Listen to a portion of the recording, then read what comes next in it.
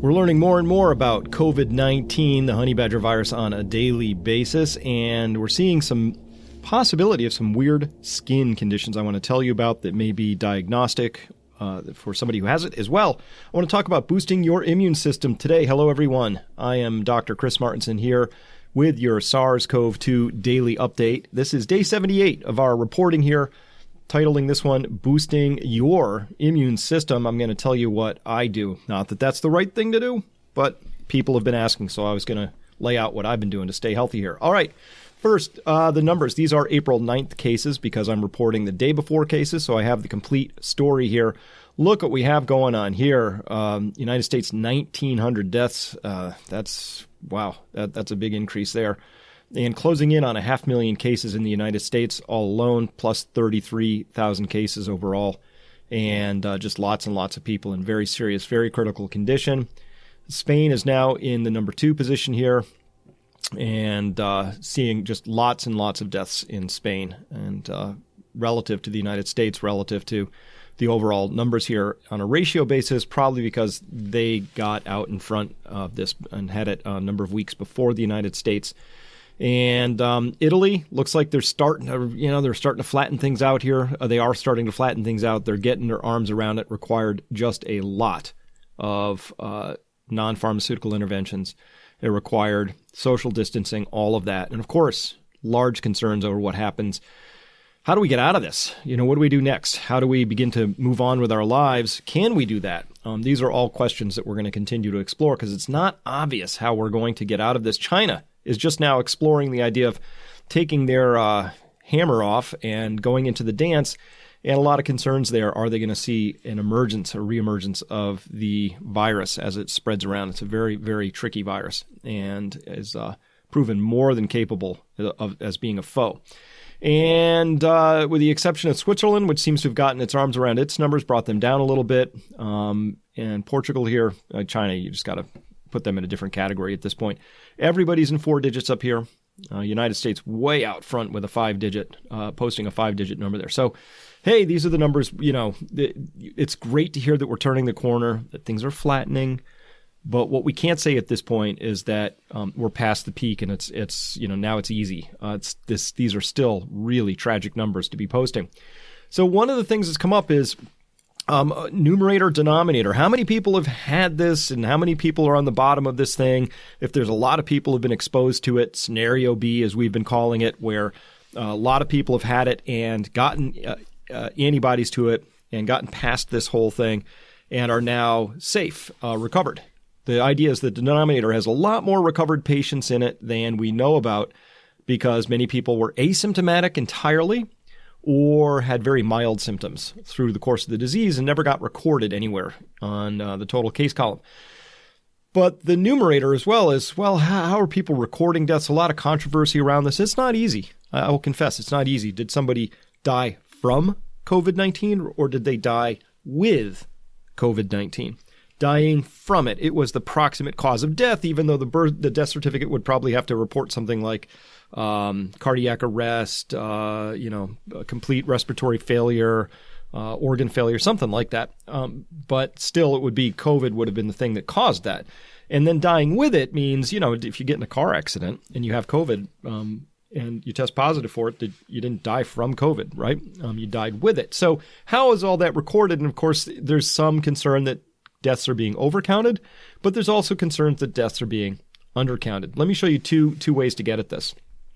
First, coming out of the Netherlands, the Dutch report 2,000 extra deaths in early April, likely due to the coronavirus. So let's back up here for a second. Note that the Netherlands in total is reporting 2,396 deaths as being assigned to COVID through the entire course of it, not just in a month, but through all of history here so far. So here's what they're noting. There are around 2,000 more deaths in the Netherlands in the first week of April than would normally be expected, its statistics office said on Friday, likely the result of the coronavirus outbreak. Figures released by Statistics Netherlands showed around 5,100 deaths registered in the country in the week ended April 5th, compared to around 3,200 a week in the same period a year ago. and 3,100 a week in early 2020 before the country registered its first COVID-19 case in late February. At the same time, their RIVM, the equivalent of the CDC, reported 881 corona deaths in the same period. So, where did these extra 2,000 deaths come from? Are they badly undercounting coronavirus deaths? So that would say the numerator in this story is being undercounted. Let's look at the other side of that story, which is from France, looking at very similar statistics. Here's what this chart is showing us is the total cumulative deaths in France as of March 30th. So they started counting on the 1st of March. A normal amount of people die. And the first thing, very sort of predictable in a large population. The first thing you can notice here is dark blue is 2018, light blue is 2019. So that's 2018 on the top, 2019 on the bottom. And the first thing we can notice is just how straight these lines are. They're very, very flat. They don't tend to, they don't go up and down and go all over the place a lot like that, okay? And in here, we're seeing that in 2020 so far, during this period where France is recording quite a few deaths. Look at this, 12,000 deaths have been assigned to COVID. But still, when we look at the statistics across all of France, all we're really seeing here so far is that 57,441 total deaths of all causes were recorded in 2020 in France against 52,000 in 2019. So this little orange line in here is higher than it was in 2019. But we could also notice it's both of these are below where they were in 2018. So before we say, oh gosh, then there's no deaths due to coronavirus, I want to reiterate that these lines tend to run very straight like this. And you will notice that this orange line does deviate and pull up like that. And so, here, I think this is making a pretty good argument that there's maybe 5,430 extra deaths compared to last year because 2019 and 20 were tracking really close to each other right up to about the 21st of March, and then they start to peel away for 2020. So, but this is not making a strong argument to support. This is maybe even making the argument that France is overcounting at this point in time based on this sort of data. So again, maybe there's other ways to interpret this, but I just wanted to point out I'm seeing it both ways. But I think this is probably the better way to go about collecting the death data. Of course, this is also not perfect because a lot fewer people are dying in car accidents than they otherwise would because we're staying at home and people aren't doing dumb things like getting drunk and falling into the canal and drowning and things like that. So there's a lot fewer deaths than we would otherwise see because Corona has kept everybody in lockdown at home, which is safer than a lot of other life activities. So it's not as clear cut as just saying we're just going to measure one year against the other and then we'll know because there's both a positive number from COVID and a negative number from people not dying from the other things that they would normally die from just being about and getting in trouble. This hemoglobin attack theory is gaining more and more traction. I'm seeing more and more data. There's a lot. I think I'm going to have to make that a whole presentation coming soon. I got a ton of data around that. Maybe we got just a one little piece about that I wanted to talk about today. Might have something to do with it, might not, but it's around this idea of skin lesions. So in Le Figaro, this is what's being reported. Dermatologists are alert to skin signs, okay? Pseudo frostbite, hives, persistent redness. Dermatologists alert the population in the medical profession on what they consider to be cutaneous manifestations of COVID-19 disease. They learned on 8th of April. In a press release, the National Union of Dermatologists explains that it organized a WhatsApp group of more than 400 dermatologists, liberal and hospital university, who highlighted skin lesions associated or not with signs of COVID. These are acro syndromes, the appearance of pseudo-frostbite of the extremities, sudden appearance of persistent, sometimes painful redness, lesions of temporary urticaria. All right, so this is an important sign maybe that alerts patients that maybe they've got COVID-19.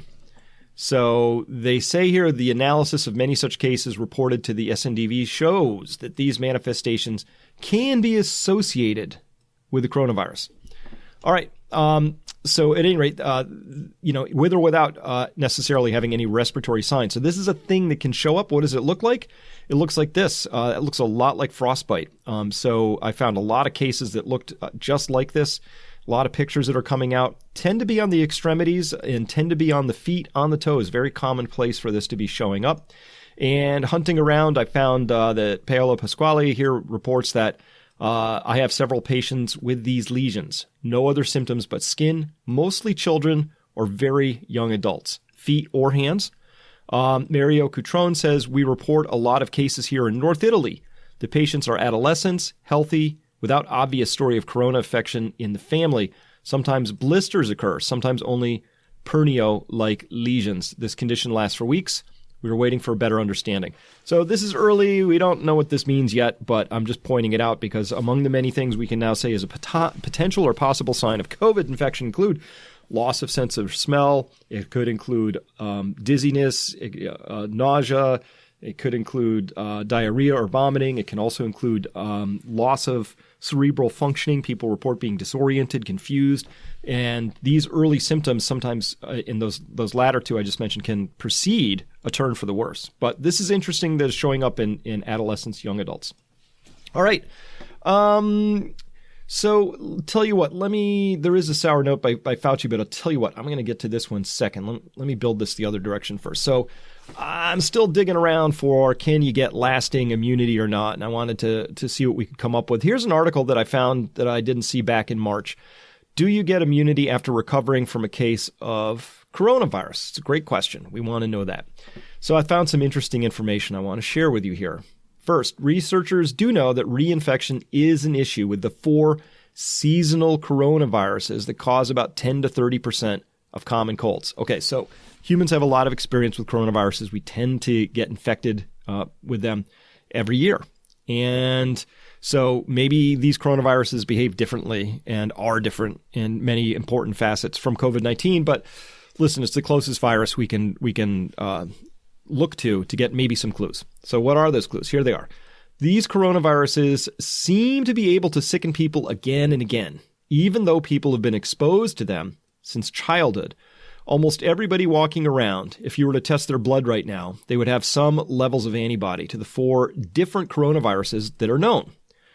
According to Ann Falsey of the University of Rochester Medical Center, after infection with one of these viruses, she says antibodies are produced, but then the levels slowly decline and people become susceptible again.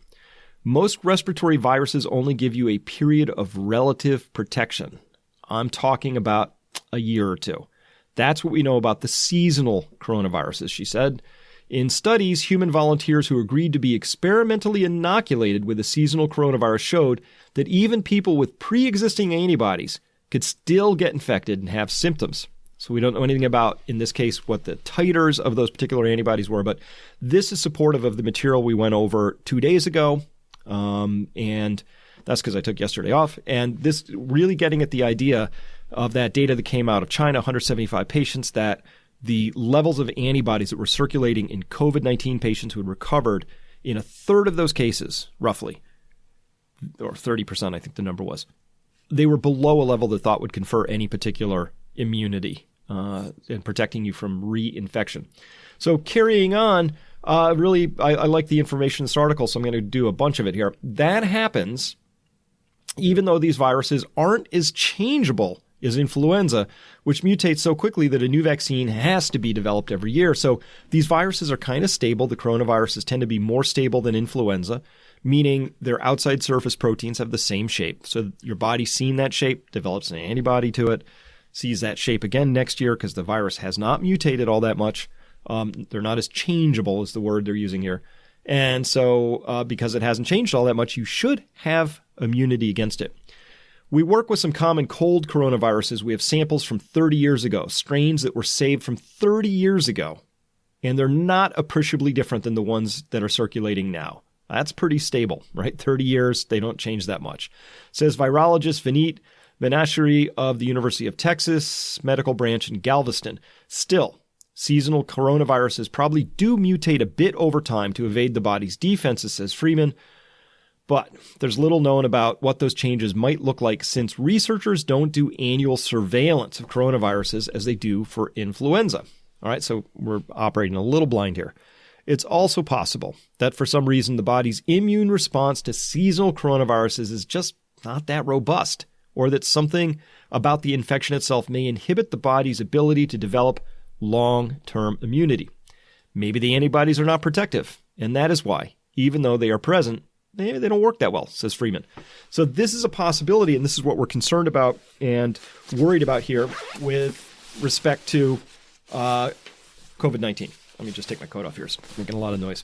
All right, but here's what we know about coronaviruses, and I think COVID-19 is going to kind of be the same, right? It's not as changeable as influenza, right? And it's not mutating all that much, and the antibodies that are developed against coronaviruses, for whatever reason, seem to recede from the body relatively quickly so that you can catch a cold year after year, and that fits with the data that came out of China saying, geez, 30% of these people don't have any antibodies or levels that are too low to be useful. This makes this a sour note played by Fauci here. Fauci says recovered coronavirus patients will likely be immune if second wave hits in fall. Will likely be immune. So where's he? Let's see what he's talking about here. A key member of the White House Coronavirus Task Force says people who recover from COVID-19 will likely be immune to the virus that causes the disease if a second wave spreads to the U.S. in fall. Now, I don't know what data he's working from here, so let's continue on and see what's up. While speaking with Journal of the American Medical Association editor Howard Bauchner Wednesday, Anthony Fauci, director of the National Institute of Allergy and Infectious Diseases, NIAID, said that because the virus doesn't seem to be mutating much, it's unlikely people will test positive a second time. Generally, we know with infections like this, at least for a reasonable period of time, you're going to have antibodies that are going to be protective. If we get infected in February and March and recover next September, October, that person who's infected, I believe, is going to be protected.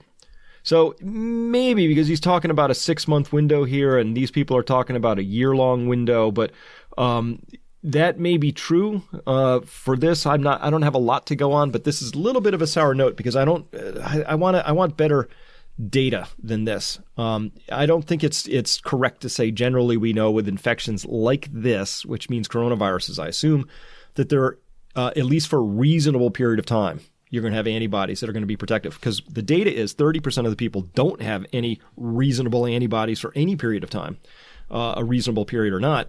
And as well, we know that these antibodies do decay relatively quickly for coronaviruses. That little bit of a sour note there by Fauci for me. All right. I got a lot of questions from people about my own personal supplements and things that I use. And so what's about to follow is not medical advice. I don't give that. But I will tell you what I do. And I'll tell you how I've avoided flu for a decade. I just don't get it. I mean, I get it, but I don't get it like other people get it. So I want to talk to you about elderberry syrup here real quick. And this is Gobble Mountain Elderberry Company. There's their URL down there. I know the people who make this stuff, and it's fantastic. And this is the stuff that I use. And so this is it's just a great product that I like to use. You can make your own, find your own, all of that, but that's the stuff I love. And here's why I've been using elderberry, because I like my data. You know that about me, right? So elderberry, it only gives you 25% of the average intensity of a cold. I like this cold because what gives you cold? Coronaviruses. So let's look at this really quickly here. So in this, they did a double-blind, placebo-controlled clinical trial. That's the gold standard, right? Using, they used 312 economy class passengers. Yeah, you don't want those first-class passengers. Traveling from Australia to an overseas destination aimed to investigate if a standardized membrane-filtered elderberry extract has beneficial effects on physical, especially respiratory and mental health. Cold episodes, cold duration, and symptoms were noted in the daily diary. So that's how long and how intense it was, how bad it was. And assessed using the Jackson score. Don't know what a Jackson score is. Sounds cool. Don't know what it is. Participants also completed 3 surveys containing questions regarding upper respiratory symptoms and quality of life at baseline just before travel and 4 days after travel. Most cold episodes occurred in the placebo group, 17 versus 12. However, the difference was not significant. P of 0.4. There were a few more, but we can't say that was significantly true. However, here's where it gets significant. Placebo group participants had a significantly longer duration of the cold episode, right? So a total of 117 days by all of them versus 57 for the elderberry group. So it's half as long, all right? And the average cold symptom score over those days was also significantly higher for the placebo group, 583 versus 247. Again, half. So these data suggest a significant reduction of cold duration and severity in air travelers. How do I get to 25% up here? 50% of the experience times 50% of the duration. You're only getting 25% of the intensity of the cold, right? 0.5 times 0.5 equals 0.25, right?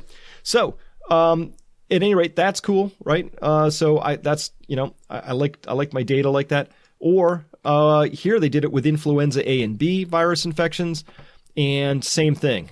They discovered with a randomized study, they found that this stuff is very efficacious, is very safe, and elderberry extract actually works. So it works on colds and it works on flus. What did they give them here? Patients receive 15 mils of elderberry or placebo syrup 4 times a day for 5 days, recorded their symptoms using some sort of scale here. Symptoms were relieved on average 4 days earlier. Symptoms came 4 days. You get 4 days back. So if the flu lasts 7 days, you're getting better 4 days earlier than the people who don't take this stuff. And use of rescue medication was significantly less in those receiving elderberry extract compared with placebo. So they say elderberry extract seems to offer an efficient, safe, and cost-effective treatment for influenza.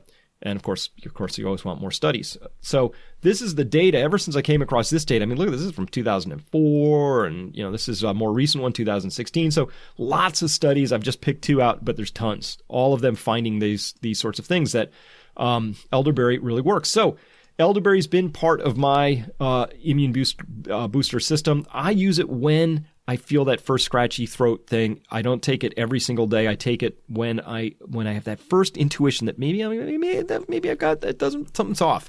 That's when I hit it. And I'm starting to take. For me, it's a full tablespoon 3 to 5 times a day, and I do that for the first 2 days of any onset of any illness. And again, I still get sick, but it's not the full experience. And I haven't had the full-blown flu in a decade, so I don't know what's going on there. But even when I get colds, I get them, but they're not that bad. I also take vitamin D3 each day. I'm using these 5,000s, and I take this every day. I take quercetin every day, which is a natural ionophore operating very much in the same way that chloroquine works. It creates a hole in the membrane to allow the zinc to get in. I'm taking this version of zinc picolinate. I don't have any financial arrangement with any of these companies, so I'm not here to promote any of these. Particularly, you can have a different D3 you like, different brand of quercetin, different zinc. That's all fine. I'm just telling you what I do, and it's not any recommendation beyond that. As well, I have a bunch of NAC, N-acetylcysteine, kicking around because remember, if this is a hematology sort of a problem, if this is a blood disease, what it's really doing is liberating that free iron, if that's the theory. But both vitamin C, which I take here as a sodium ascorbate, it's a powder. I just mix it in with a drink so I can take it all day long. If I want to get 2 or 3 grams in, I don't have to chug it all at once in the morning and have a big blob go through my system. I can just sip it in my water throughout the day. As well, N-acetylcysteine is also a very powerful antioxidant. And so here's how I would put all that together. I would have the supplement schedule be on a daily basis. I'm taking 2 grams of vitamin C. I'm taking zinc. I'm taking quercetin. 5,000 units of D3 every day. That's what I'm taking. I get that tickle in the back of my throat. Dude, I'm taking about an ounce of elderberry syrup at least 3 times a day. And I'm doing that for 2 to 4 days, depending on how the symptoms are going. And I'm taking all of the above, but I'm extra vitamin C. So I'm going to start banging that up to 4 grams possibly if I really feel like I'm getting sick. And if I should get sick with COVID at any point in time, I'm going to stop the elderberry because I don't think that's going to be helpful at that point in time. I'm going to begin 1,000 mg a day of the NAC, the N-acetylcysteine, plus all the daily supplements above, plus vitamin C, as much as my body can handle, delivered all day long. And this is a little delicate, but my body will tell me it has too much when my stools become loose and my body's saying, that's it, we've had more vitamin C than we can absorb, and it starts excreting it.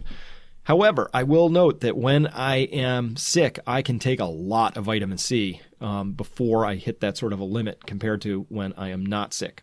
So again, this is the stuff that keeps me healthy. These are the things I'm going to really pound if I feel like I've got the COVID. And of course, I'm not taking. What am I not doing? I'm not taking any of the NSAIDs out there. No ibuprofen, none of that stuff. Just that looks horribly correlated. I'm not going to try and beat the fever by taking something to limit that, because that, for whatever reason, we don't understand all the science there yet. But there's enough anecdotal data to say don't do that. Meanwhile, these are the things that are keeping me healthy and safe on a daily basis up here. Okay?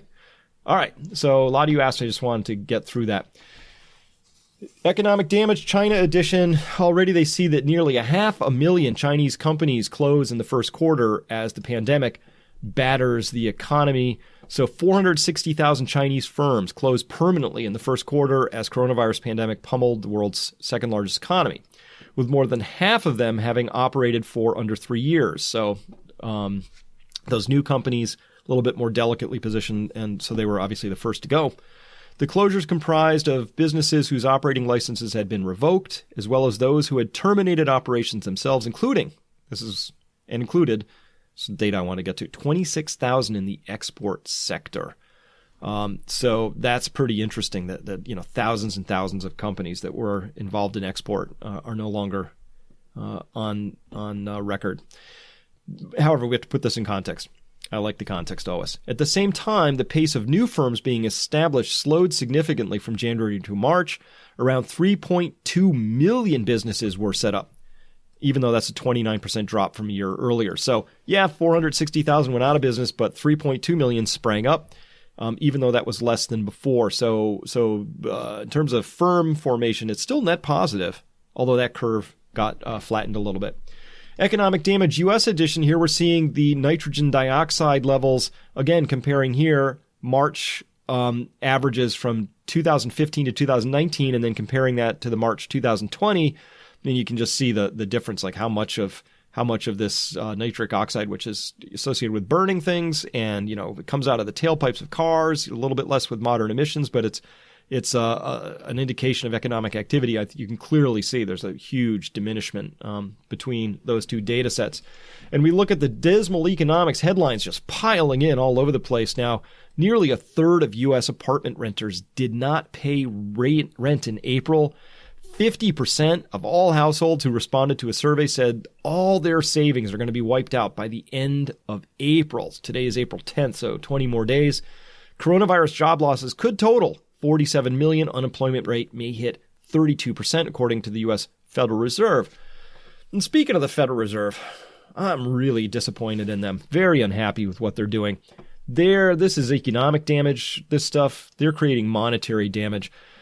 This is the Federal Reserve balance sheet, and the way the balance sheet goes up is when they print money, or the electronic equivalent of it these days. So the Fed just creates money, they tap in their little keyboard, and they create money out of thin air, and then they buy things with it. And what are they buying? Well, they're buying mortgage-backed securities, which means the Federal Reserve is rapidly becoming the largest landlord in the entire nation. They own the lien to more houses than any other single entity. How did they come to buy all those houses? How is it the Federal Reserve now owns more houses, as it were, than any other entity on the planet? Well, they hit some keyboard keys and they went clickety-click and they printed the money up. Now they own maybe your house. I don't know. But they created over $2 trillion right here in a single month. Now, for context, it took the entire nation's founding until right around 2007 to create the first $800 billion of total money in the system.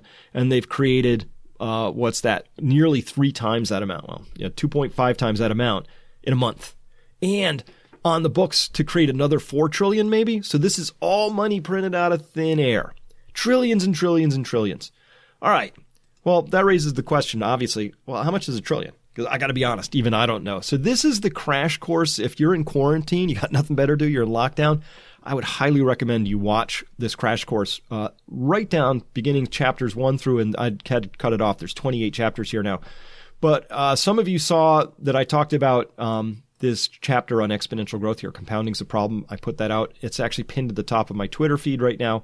And it's a really good instruction, I think, for understanding how exponential growth is.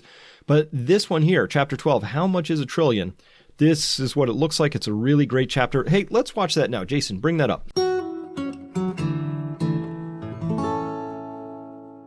During the crash course, you will often encounter numbers that are expressed in trillions. How much is a trillion? You know what? I'm not really sure myself. A trillion is a very, very big number, and I think it would be worth spending a couple of minutes trying to get our arms around the concept. First, a numerical review. 1,000 is a 1 with 3 zeros after it. 1,000,000 is 1,000 times bigger than that, and it's a 1 with 6 zeros after it. At this level, I can still get my mind around the difference between these two numbers. $1 million in the bank is a very different concept from $1,000 in the bank. I get that. A billion, then, is 1,000 times bigger than a million, and it's a 1 followed by 9 zeros. And a trillion is 1,000 times bigger than that, and it's a 1 followed by 12 zeros.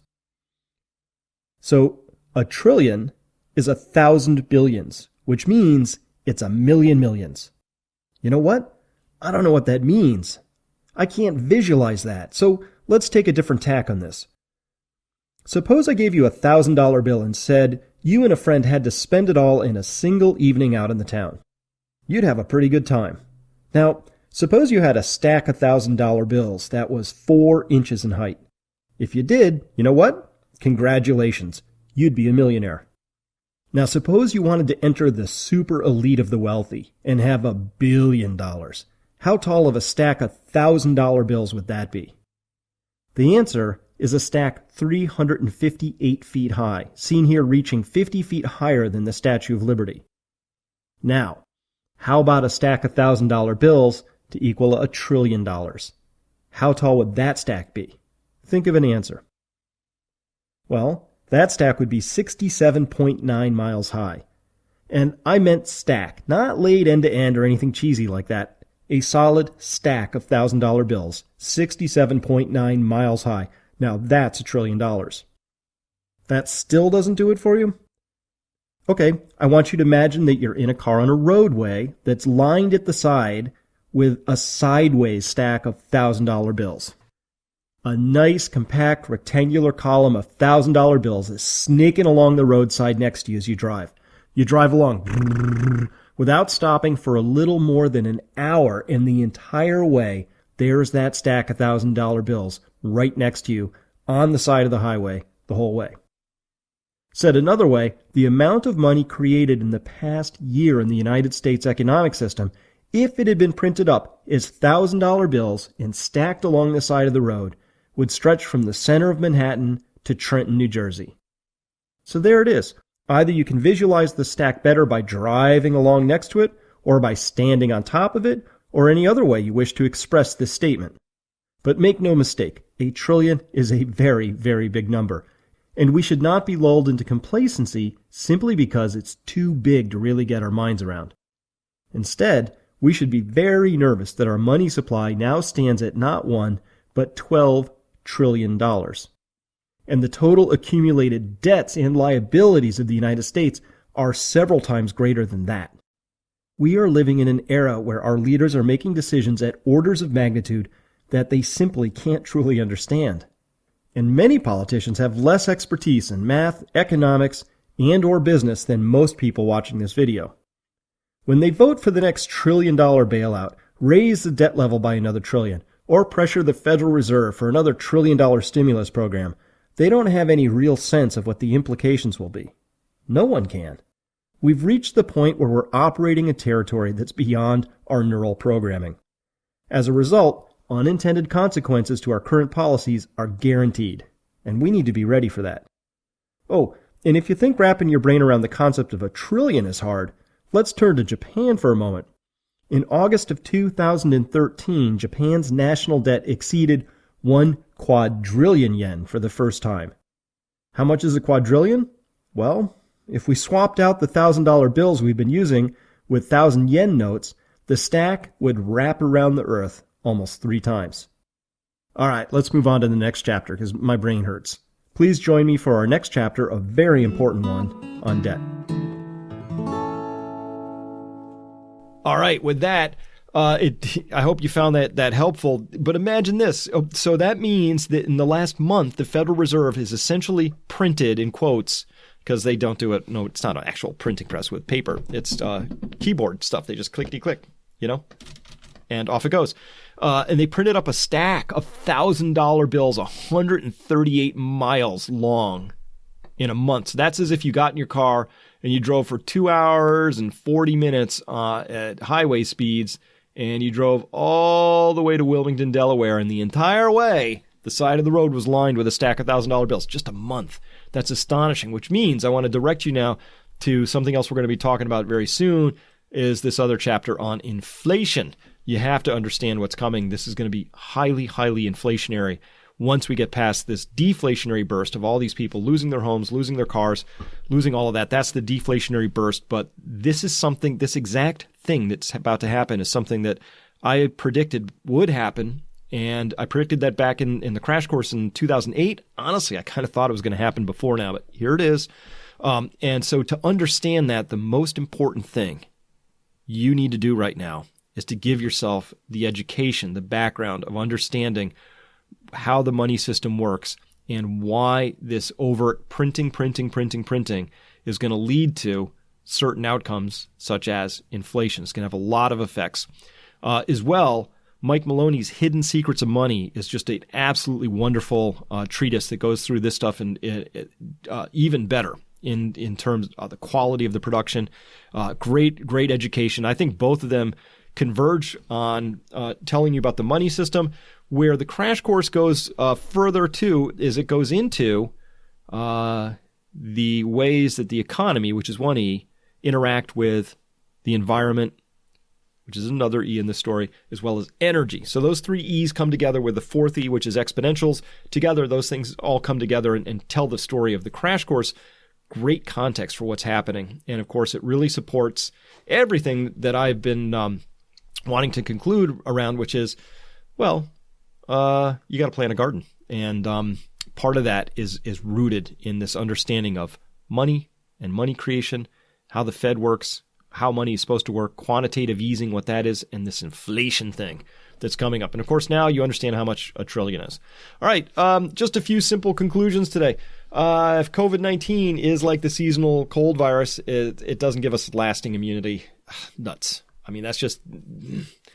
This is turning into we better get a vaccine soon because this is not fun. And I don't like how this virus seems to be outsmarting us humans at every turn. Our biology is no match for its. It's really a devilish foe. There may be some weird frostbite-like skin conditions associated with COVID-19, especially for younger people. So that might be something to keep a lookout for. Again, young people seem to be, for all practical purposes, pretty much unaffected by this thing. But you would want to keep those young people, I would assume, away from immunocompromised, the elderly, people with underlying comorbidities, things like that. Because if their skin's bubbling up in frostbite, I would imagine they're probably shedding virus as well. Keeping your immune system happily supplied with key vitamins and minerals is, of course it's important, of course. And that's going to be one of the wonderful, wonderful things that's going to come out of having this virus. There's going to be some benefits. Here's one. People are going to finally understand that you don't just get a vaccine. Vaccines are wonderful. They can do amazing things, but they're not the only part of the story. It's not like there's vaccines and nothing else. Vaccines are one of many tools in the toolbox that we all need to have in order to keep ourselves healthy. And zinc seems to be playing an incredibly vital role. I'm glad to see that being brought to the fore. But people's awareness in general around, honestly, what our own role is in making sure that we have proper nutrients, proper supplements, that there are natural plant additives and things out there that are incredible allies in our fight against these things, including my favorite, elderberry syrup, which I seriously, I use this religiously throughout the cold and flu seasons, and it has just an extraordinary benefit in my life, and that's all backed up with hard science. So if you haven't heard about this before, you got to kind of ask yourself, why is it that a medical system that pushes so hard to give you a flu vaccine, which is, they're kind of iffy how well they work or don't work, honestly, because, flus are mutating like crazy every year, compared to how often you've heard about how well this works, that this gives you 25% of the experience of somebody who hasn't taken this during the initial onset of flu or cold. And again, this works I think like the hydroxychloroquine and zinc and Z-Pak combo, it's going to work better earlier on. As soon as you know you have the disease or illness starting, that's when you take this. It doesn't work at the end, like you're already like super sick and snot pouring down your face. That's not. I haven't found it works then there at all. It works great at the beginning, and it helps to blunt the overall disease progression. Again, I don't have any data to say that this is going to work on coronavirus. I don't have any data to say it's bad yet. None of that's popped out of the data. No, we haven't found anything that says people are, having a worse experience and, oops, it turns out they took elderberry. So we don't have any of that data either. So, but gosh, it works so great on flus and colds. Maybe it's going to work on this one too. That's the theory. That's all we got right now. So remember, plant that garden. There's incredible economic damage is coming down the pike. And I'm a little concerned about how fresh fruits and vegetables are going to be available or not available as we come into this season. And those fruits and vegetables are going to be really important to your health, to your sanity, to your general sense of having a wonderful, nutritious life. So go ahead, get the garden planted and all of that. And hey, that's all I got for you today. Thank you so much for listening. We'll be back tomorrow. Bye-bye. Hi, folks. Adam Taggart here. Chris Martinson and I are the co-founders of Peak Prosperity.